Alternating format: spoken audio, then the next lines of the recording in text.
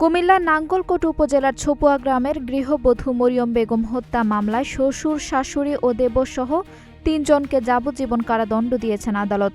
একই সঙ্গে প্রত্যেককে ২০,০০০ টাকা করে অর্থদণ্ড, অনাদায়ে আরও ৬ মাসের কারাদণ্ড দেওয়া হয়েছে। ২৩ আগস্ট কুমিল্লার অতিরিক্ত জেলা ও দায়রা জজ চতুর্থ আদালতের বিচারক মোহাম্মদ শামসুল আলম এ রায় ঘোষণা করেন। রায় ঘোষণার সময় দণ্ডপ্রাপ্ত আসামিরা আদালতের কাঠগড়ায় উপস্থিত ছিলেন। দণ্ডপ্রাপ্তরা হলেন মরিয়মের শ্বশুর আব্দুল মোমিন, শাশুড়ি ফাতেমা বেগম ও দেবর মোহাম্মদ নিজাম। মামলার অপর আসামি এবং মরিয়মের স্বামী আব্দুল মতিনকে বেকসুর খালাস দেওয়া হয়েছে।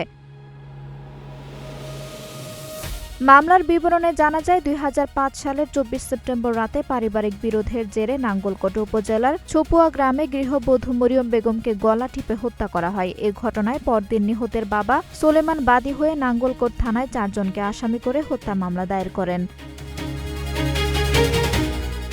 দীর্ঘ বিচারিক প্রক্রিয়ায় মামলায় ১২ জন সাক্ষীর সাক্ষ্য গ্রহণ শেষে আদালত রোববার এ রায় ঘোষণা করেন। রায়ে ৩ আসামিকে যাবজ্জীবন কারাদণ্ড ও প্রত্যেককে ২০,০০০ করে অর্থদণ্ড দেওয়া হয়। অর্থদণ্ড অনাদায়ে তাদের আরও ৬ মাসের কারাদণ্ড ভোগ করতে হবে। একই মামলায় মরিয়মের স্বামী আব্দুল মতিনকে বেকসুর খালাস দেন আদালত। নাঙ্গলকোট গ্রামের সোলেমানের কন্যা মরিয়ম বেগমকে হত্যা ছপুয়া গ্রামে তার স্বামীর বাড়িতে বিভিন্ন অভাব অনটন ও মানে পারিবারিক দ্বন্দ্বের কারণে তাকে গলা টিপে হত্যা করার পরবর্তীতে সোলেমান বাদী হইয়া ওই ২৫ তারিখ ২৫/৯/২০০৫ সালে নাঙ্গলকোট থানায় মামলা দায়ের করেন। উক্ত মামলায় ৪ জনকে আসামি করেন: মমিন, মতিন, নিজাম এবং ফাতেমা বেগম। মানে মহিলার যে মারা গেছে ভিকটিম মরিয়ম বেগম, ওনার শ্বশুর, শাশুড়ি, স্বামী, দেবর। তাদের মধ্যে দীর্ঘ বিচার প্রক্রিয়া চলাকালে তদন্তে প্রমাণ হয় এবং প্রমাণ হওয়ার প্রেক্ষিতে ১৬ জন সাক্ষীর মধ্যে ১২ জন সাক্ষ্য গ্রহণ হয়। ওই সাক্ষ্য গ্রহণে সন্দেহাতীতভাবে রাষ্ট্রপক্ষ প্রমাণ করিতে সমর্থ হয়।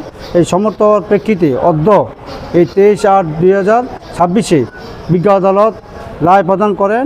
তাদের মমিন, নিজাম এবং ফাতেমা বেগমকে যাবজ্জীবন কারাদণ্ড ও ২০,০০০ টাকা জরিমানা এবং অনাদায়ে আরও ৬ মাসের কারাদণ্ড, এবং আব্দুল মতিন ভিকটিমের স্বামী তাকে বেকসুর খালাস প্রদান করেন। রায় ঘোষণার পর বাদীপক্ষের আইনজীবী মোহাম্মদ ইকরাম হোসেন ও নিহতের স্বজনরা সন্তোষ প্রকাশ করেন। তারা বলেন, দীর্ঘ বিচারিক প্রক্রিয়ার পর এ রায়ের মাধ্যমে তারা ন্যায় বিচার পেয়েছেন। একই সঙ্গে তারা দ্রুত রায় কার্যকরের দাবি জানান। আঞ্জুম হক আরবি, নাগরিক প্রতিদিন।